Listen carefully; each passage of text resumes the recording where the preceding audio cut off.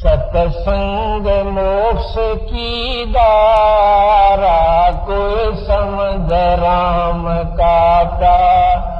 सतसंग मोक्ष की दारा, कोई समझ राम का। असतसंग मोक्ष की दारा, कोई समझ राम। सतसंग समझी मीराबाई, करी सतनाम की कमाई।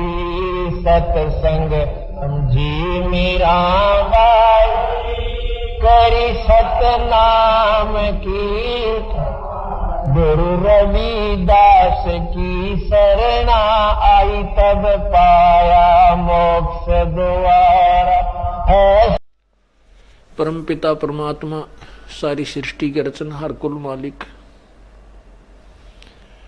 कबीर देव, कबीर प्रभु, वो पूर्ण परमात्मा है जिसने सर्व सृष्टि की रचना की, जिसने ब्रह्म परब्रह्म की भी रचना की, जिसने सभी आत्माओं की रचना की, उत्पत्ति की। सभी लोगों का रचनहार, सभी ब्रह्मांडों का रचनहार वही पूर्ण परमात्मा कबीर जी है। वो वासुदेव है, सर्वशक्तिमान है, सर्वव्यापक है, उसकी सत्ता सर्वव्यापक है। वो साकार है, नराकार है, नर क्या मनुष्य जैसा है। उसी परमात्मा की खोज के लिए, उसी परमात्मा की प्राप्ति के लिए पवित्र चारों वेदों में संकेत है, निर्देश है। उसी की खोज में ऋषि महर्षियों ने अपने पूरे जीवन के जीवन लगा दिए। उनको परमात्मा नहीं मिला क्योंकि उनको सवसम वेद का ज्ञान नहीं हुआ, उनको तत्वदर्शी संत नहीं मिला। और तत्वदर्शी संत के बिना पूर्ण मोक्ष नहीं हो सकता, प्रभु प्राप्ति नहीं हो सकती। क्योंकि पवित्र गीता जी अध्याय नंबर 4 में मंत्र नंबर 5 में कहा है कि अर्जुन, तेरे और मेरे बहुत जन्म हो चुके हैं, तू नहीं जानता, मैं जानता हूं।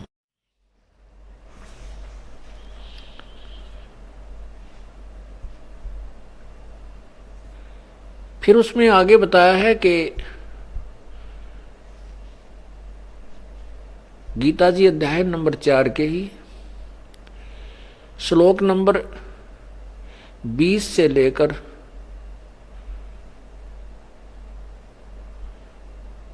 30 तक आगे वर्णन किया है कि उस परमात्मा की प्राप्ति के लिए कोई तो देवताओं की पूजा करके, कोई पितृ पूजा करके, कोई हठ योग करके, कोई योग अभ्यास करके परमात्मा प्राप्ति का यत्न करता है। उसी साधना को वो सही कहता है। जैसी वो साधना कर रहा है उसको वो सत्य मान रहा है।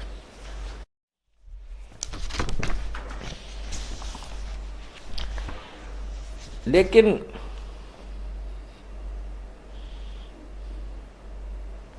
ये निर्णय वो स्वयं लिए हुए है कि मैं जो साधना कर रहा हूं ये सही है, और अपनी अपनी सोच से जो साधना करते हैं वो मनमाना आचरण है, मनमानी पूजा है, मनमानी साधना है, उससे मोक्ष नहीं।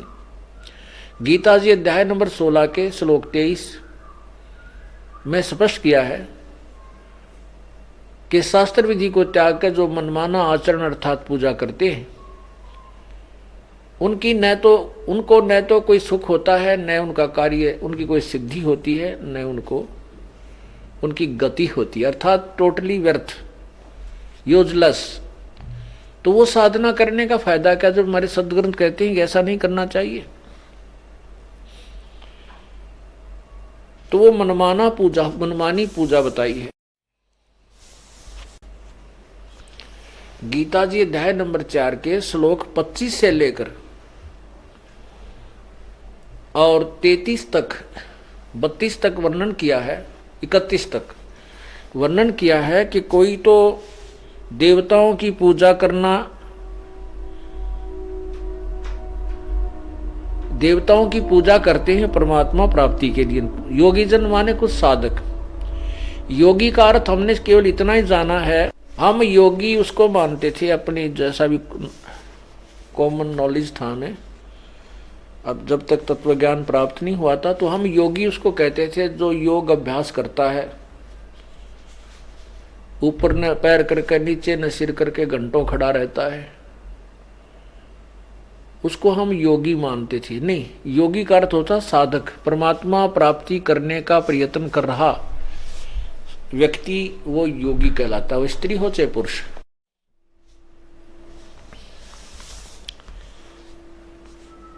क्या बताया है कि गीता अध्याय नंबर 4 के श्लोक नंबर 25 को आप पढ़िए साथ साथ। पुण्यात्माओं, हमने वो ज्ञान प्राप्त हुआ है जिसके लिए ऋषि जन भी तरफ तरफ कर अपना जीवन बर्बाद कर गए, वो नहीं मिला, वो साधना नहीं मिली। आज आपको वो ज्ञान मिल गया है, और ज्ञान के जैसे अभी अभी चैप्टर में आप सुनोगे, गीता जी के चैप्टर में 4 में, उसमें लास्ट में ये कह दिया है कि ज्ञान जब आपको होगा, वो ज्ञान के अंदर सभी यज्ञ समाप्त हो जाती है। क्योंकि जब तक हमें ज्ञान नहीं है तो हम जो भी साधना कर रहे हैं उसका कोई हमें पता नहीं, इसका परिणाम क्या होगा। वो तो धूल में लठ मार रहे हैं, हम लकीर पीट रहे हैं, देखम देखा, उससे कोई लाभ नहीं होने वाला। तो हमने उस साधना को ही करना है जिससे हमें लाभ हो। तो तत्व ज्ञान के अभाव से हम अपने मनमुखी साधनाएं करते रहे, देखम देखा करते रहे। कोई भी आप गायत्री मंत्र जो बना रखा है ओम को हटा करके आप भूर्भुवः स्वः इस मंत्र का जाप करते रहिए पूर्ण रूप से। इसके बार बार जाप करने से भी आपको कुछ लाख जाप हो जाने के बाद आप में कुछ सिद्धि आ जाएंगी, और आप किसी को श्राप दोगे या आशीर्वाद दोगे उसको फल जाएगा, वो आपके कर्म। श्राप दोगे तो आपको पाप लगेगा, आशीर्वाद दोगे आपका वो पुण्य सिद्धि खत्म हो जाएगी, कुछ दिनों में आप फिर वैसे ही हो जाओगे। कहने का भाव यह है कि परमात्मा के नाम पर किसी भी सदग्रंथ के कोई वेद मंत्र को आप लेकर जाप करना शुरू कर दीजिए, या किसी गीता जी या कोई सदग्रंथ के एक अध्याय को प्रतिदिन पाठ करते रहिए, उससे भी आपको ज्ञान ये का लाभ मिल जाएगा। लेकिन मोक्ष नहीं है, जन्म मृत्यु 84 लाख योनियां ज्यों की तो बनी रहेंगी। हमने तो इस जन्म मरण के दीर्घ रोग को कटवाना है, इसके कटे बिना बीमारी नहीं कटता है और हम सुखी नहीं हो सकते। इस 21 ब्रह्मांड में चाहे आप 1 लाख बार जन्म दे लो, करोड़ बार राजा बन लो, आपका जीवन सुखी नहीं हो सकता। ऐसे राजा लोग देखे जो बीमारी से तड़प तड़प कर मरे हैं। तो पुण्यात्मा इस गंदे लोक से निकलने पार पड़ेगी।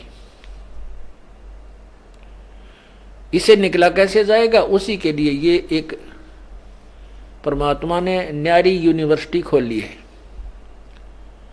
और इसमें जिन पुण्यात्माओं को प्रवेश प्राप्त है वो अच्छे नंबरों से पास हैं, वो वैसे ऐसे को नहीं मिल सकता। यहाँ पर 90 से ऊपर प्रतिशत जो शुभ कर्म पिछले जन्म जन्मांतर जिनके 90% अच्छे हैं, उन पुण्यात्माओं को इस यूनिवर्सिटी में प्रवेश प्राप्त होगा।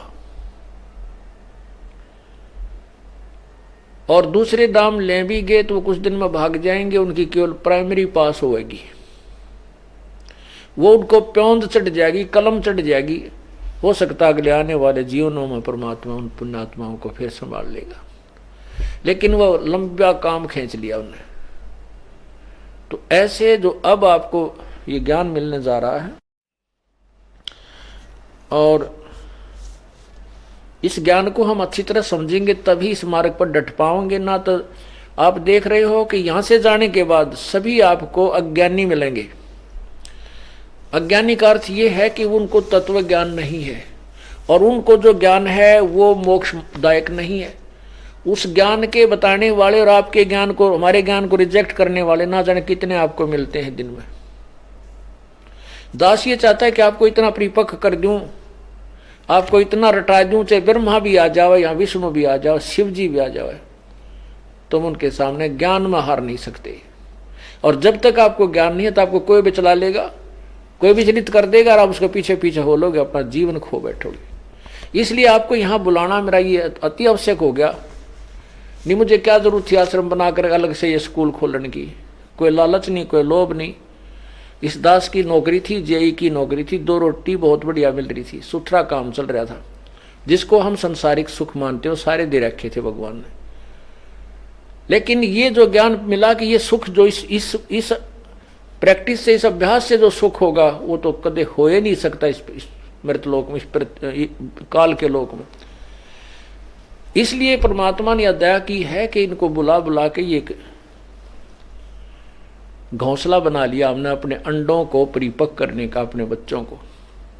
और जब आप उड़न जोगे हो जाओगे सतलोक ले चलेंगे। तो यहां आपको बुला करके आप दास ये चाहता है कि प्रमाण दिखा दिखा कर आपको इतना पक्का कर दूं कि चाहे वहां तुमने कोई कुछ भी कहे जावे, आप उनकी बात में नहीं आ सकते, क्योंकि आप आंखों देखोगे प्रमाणों को। और इसका यही परिणाम रहा है कि जो कितनी बूंदी बुराई करी, हमारी झूठी अफवाहें फैलाई, मीडिया ने भी हद कर दी है भगवान। पहले हम ये सोचा करते थे ये समाचार पत्र और ये टेलीविजन ये सत्य और निर्णायक समाचार देते हैं।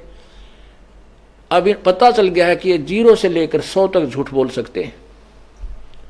हमारे बारे में जो इन्हें झूठ बोला, कलम तोड़ दी इन लोगों ने। लेकिन मेरे बच्चे ऐसे पढ़ा रखे थे, ऐसे रंग रखे थे इस मालिक के रंग में, एक भी टस से मस नहीं वार। कोई हो गया गलती से तो दोबारा आने लग रहा है नाक रगड़ रगड़ के।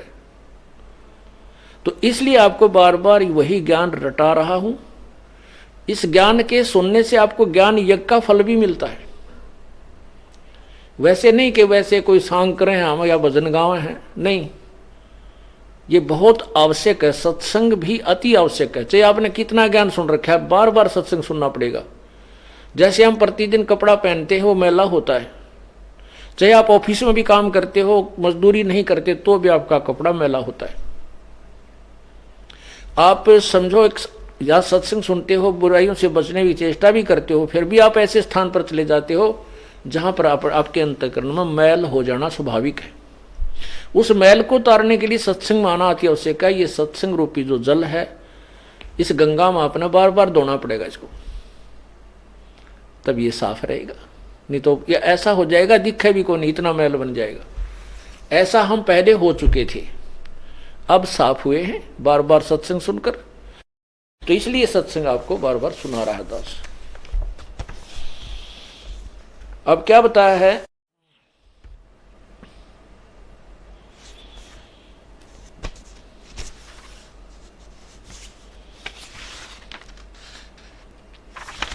ये देखिएगा पवित्र गीता जी, श्रीमद् भगवत गीता,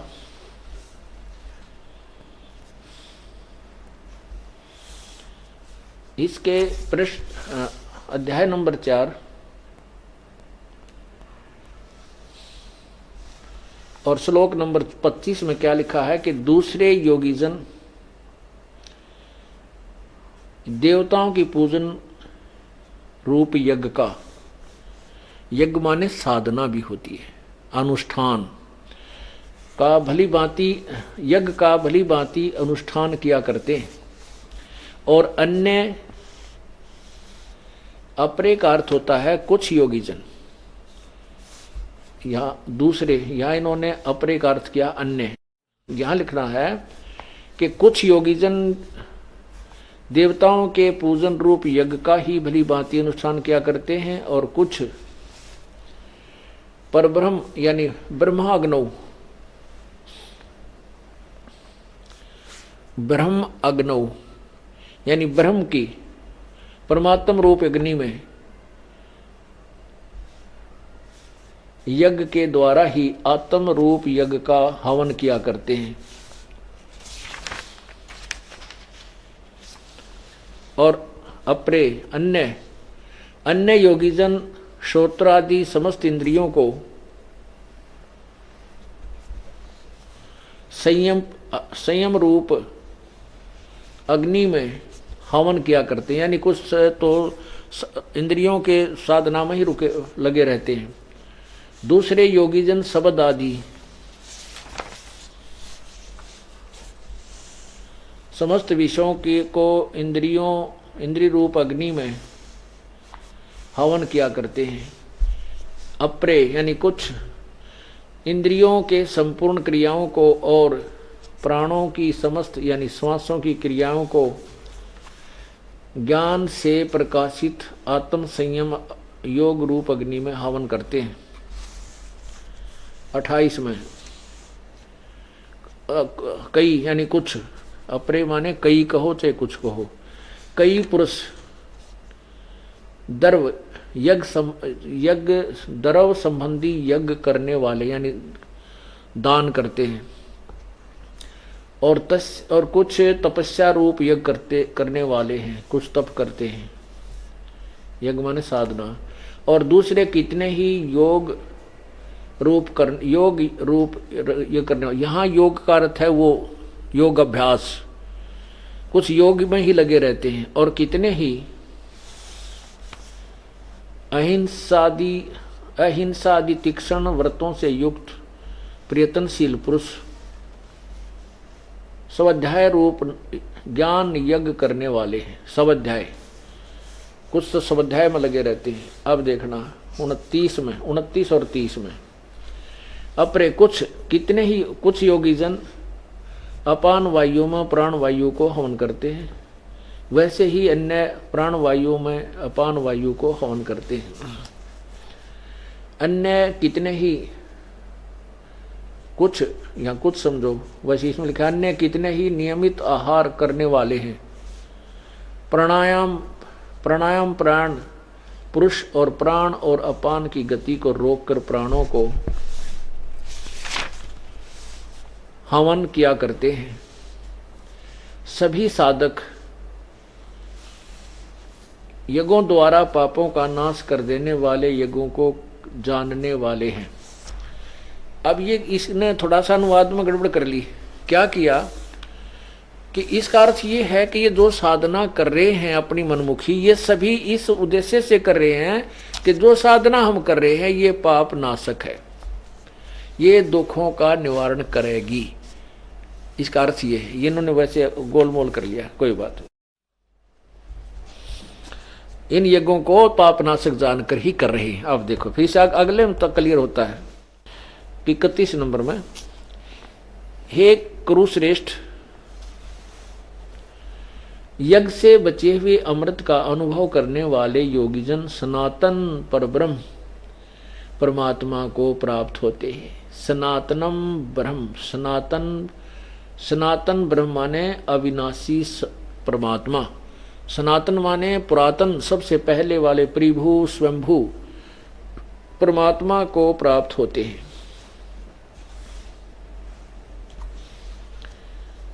तो यह मनुष्य लोक भी सुखदायक नहीं है, परलोक कैसे हो सकता है। फिर देखिए 31 नंबर में क्या लिखा है इन्होंने। एक कुरुश्रेष्ठ अर्जुन, यज्ञ से बचे हुए अमृत का अनुभव करने वाले योगीजन यानी साधक सनातन परब्रह्म को प्राप्त होते हैं। और यज्ञ न करने वाले जो साधना नहीं करते, भक्ति नहीं करते, वो तो इस लोक में सुखी खोना, परलोक कैसे प्राप्त होगा। ये देखना, यज्ञ न करने वाले पुरुष के लिए तो यह मनुष्य लोक भी सुखदायक नहीं है, तो फिर परलोक कैसे हो सकता है। अब आगे देखो 32 में क्लियर कर दिया।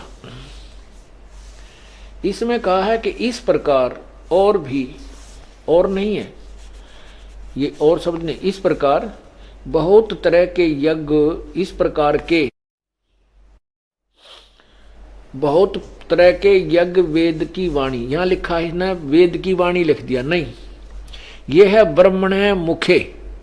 ब्रह्मणे माने सच्चिदानंद घन परमात्मा के, मुखे माने मुख्य ज्ञान में, मुख्य वाणी में यानी तत्व ज्ञान में, और पूर्ण परमात्मा के ही मुखारविंद से, इसका ये अर्थ बनता है। विस्तार से कहे गए हैं और उन सब को तू मन इंद्रियों और कर्म जान, यानी कर्म करने से ही होने वाले जान, यानी जो साधना करेंगे मन इंद्रिय और शारीरिक क्रिया द्वारा संपन्न होने वाले जान। इस प्रकार तत्व से जानकर उनके अनुष्ठान द्वारा तो कर्म बंधन से सर्वथा मुक्त हो जाएगा। उस तत्व ज्ञान को, जो कौन से को, जो ब्रह्मणे मुखे। अब यहां देखो, अब आपको दिखाता हूं ब्रह्मणे का क्या अर्थ होता है। अध्याय नंबर 17 का मंत्र नंबर 23 देखो, ये अध्याय नंबर 17 और यहां देखो 23, इसका मंत्र है 23। ये लिखा है ओम तत्सत इति निर्देश है ब्रह्मणे। ब्रह्मणे माने पूर्ण परमात्मा, सच्चिदानंद घन परमात्मा, इसका अर्थ दिखाता हूं। त्रिविध समर्थ है, उसको इस सच्चिदानंद घन ब्रह्म का के स्मरण का प्राप्ति का ओम तत्सत, यह इसी एक तीन प्रकार से सिमरण करने का ये मंत्र का निर्देश है। ब्राह्मणा तेन वेदा च यज्ञा च विहिता पुरा। ओम तत्सत ऐसे यह 3 प्रकार का ब्रह्मणे का अर्थ देखना हमने। ब्रह्मणे मन सच्चिदानंद घन ब्रह्म का नाम कहा है ये, क्योंकि इस परमात्मा की प्राप्ति के लिए और इसी के द्वारा इस भगवान ने ही खुद वो वेद तत्व ज्ञान कहा है, उसके विषय में यहां लिखा है। ब्रह्मणे का अर्थ देखना सच्चिदानंद घन ब्रह्म, यानी सच्चिदानंद घन परमात्मा, ब्रह्म माने परमात्मा। इस 32 में अब देखिए चौथे अध्याय के 32वें श्लोक का हम अनुवाद स्वयं करें। ये ठीक है। इस प्रकार ये एवं इन्होंने यहाँ इसी प्रकार बहुत प्रकार के, जैसे ये साधना तुम योगीजन करते हैं, ऐसे ही इसी प्रकार के बहुत निर्णायक ज्ञान उस तत्व ज्ञान के अंदर पूर्ण परमात्मा के मुख से, सच्चिदानंद घन परमात्मा के मुख से, मुख्य ज्ञान में, उन्हीं के मुखारविंद से जो बोला गया है, उस तत्व ज्ञान सवसम वेद तत्व ज्ञान में बहुत विस्तार से कहे गए हैं। और उनको तत्व से जानकर तो पूर्ण रूप से मोक्ष हो जाएगा। उनको तत्व से जानकर तो सदा के लिए पूर्ण मोक्ष हो जाएगा। ये देखो, यही चौथे का 32। इस प्रकार के बहुत तरह के यज्ञ यहां लिखना है। ब्रह्मणे, ब्रह्मणे माने वेद लिख दिया है, वेद, क्योंकि इनको ज्ञान तो था ही नहीं। वेद, वेद यहां ब्रह्मण का अर्थ है सच्चिदानंद घन ब्रह्म के मुख्य माने वाणी में, उस मुख्य ज्ञान में, मुख्य माने ज्ञान में, मुख्य माने मुख्य वाणी में, उसके मुखारविंद से जो बोला गया है उस तत्व ज्ञान में विस्तार से कहे गए हैं। उन सब को कर्म जान, कर्म यानी कर्म करते करते, कार्य करते करते, कार्य करके ही उनको सफल होते हैं। यानी जैसे हम सत्संग सुनते हैं, यहाँ पर दान करते हैं, सेवा करते हैं, अपना संसारिक काम भी करते हैं, यानी काम करते करते उनका भजन करने से वह साधना उस तत्व ज्ञान में बताए अनुसार साधना करने से मोक्ष, पूर्ण रूप से मोक्ष हो जाता है। ये स्पष्ट कर देखो। कर्म जान, मन इंद्रिय और शारीरिक क्रियाओं द्वारा संपन्न होने वाले जान, विद्यमान जान। इस प्रकार तत्व से जानकर उनके अनुष्ठान द्वारा तू कर्म बंधन से सर्वथा मुक्त हो जाएगा। अब देखो 33 और 34 में क्लियर होगा। अब 33 में क्या कहा, ये 33 है यहीं पर, ये 33 और इसका आगे अनुवाद है। हे परंतम अर्जुन, द्रव्य में यज्ञ की अपेक्षा ज्ञान यज्ञ यावन मात्र संपूर्ण कर्म, ज्ञान श्रेष्ठ है। हाँ, ज्ञान यज्ञ अत्यंत श्रेष्ठ है। हे परंतम अर्जुन, द्रव्य में यज्ञ की अपेक्षा ज्ञान यज्ञ अत्यंत श्रेष्ठ है। ज्ञान यज्ञ यावन मात्र संपूर्ण क्रम ज्ञान में समाप्त हो जाते हैं। अब देखो चौथे अध्याय के 32वें श्लोक में क्या कहा है कि उस सच्चिदानंद घन परमात्मा पूर्ण ब्रह्म के मुख्य यानी मुख्यारविंद से उच्चारण किए गए उस तत्व ज्ञान में सभी जो ये मनमानी साधना करते हैं उनका भी वर्णन दिया गया है, निर्णायक ज्ञान दिया है। जैसे आपको वैद्य के अंग में सुनाया, वैद्य के अंग में आपने सुना। देखो इस ज्ञान को हम बहुत प्यार से और बहुत ही इंटरेस्ट से सुनेंगे, तभी इसका निर्णय होगा। क्या बताया है कि जो अभी आपने देखा, कोई तो इंद्रियों को रोककर कुछ करता है, कुछ कैसे करता है, कोई देवताओं की पूजा करता है,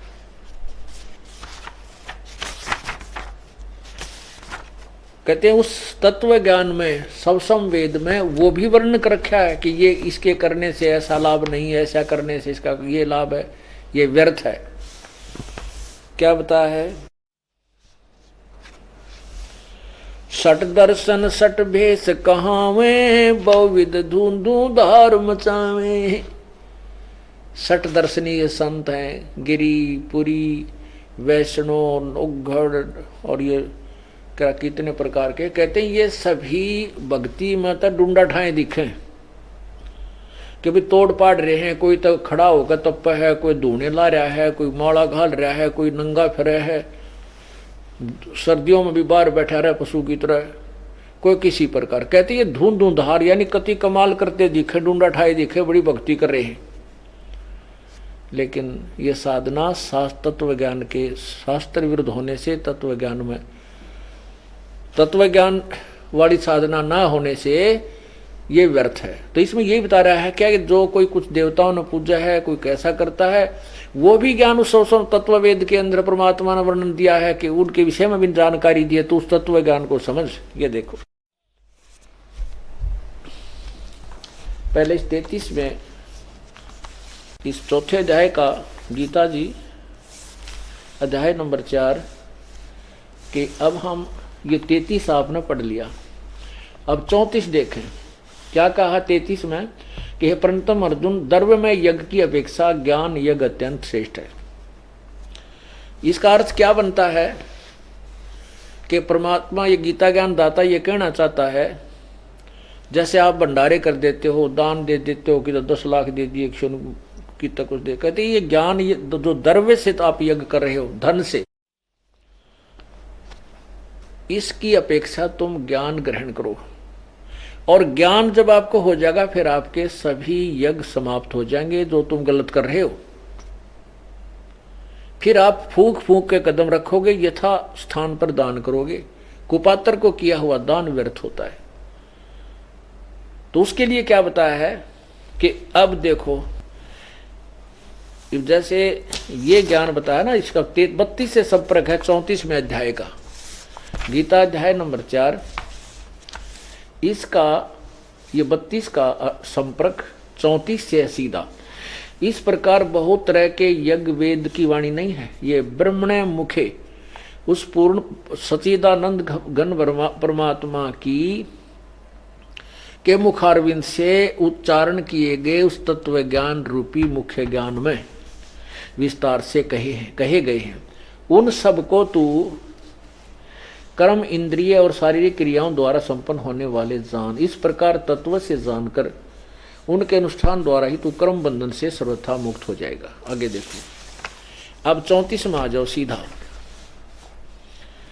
इसमें क्या कहा है, उस ज्ञान को तू उस ज्ञान को तू तत्वदर्शी ज्ञानियों के पास जाकर समझ, उनको भली भांति दंडवत प्रणाम करने से, उनकी सेवा करने से और कपट छोड़कर सरलता पूर्वक प्रश्न करने से वे परमात्म तत्व को भली भांति जानने वाले ज्ञानी महात्मा तुझे तत्व ज्ञान का उपदेश करेंगे। अब इसका क्या अर्थ बना, स्पष्ट हो गया कि उस तत्व ज्ञान को जो पूर्ण परमात्मा ने अपने मुखारविंद से बोला है, उसके लिए तू तत्व ज्ञानियों के पास जा। गीता ज्ञान दाता कहता है मैं उस ज्ञान को बताने में असमर्थ हूं।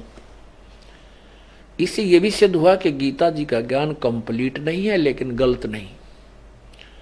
जैसे बीए का सिलेबस होता है, जैसे 10वीं कक्षा तक का, मैट्रिक तक का जो सिलेबस है वो गलत नहीं है लेकिन बीए और एमए का नहीं है,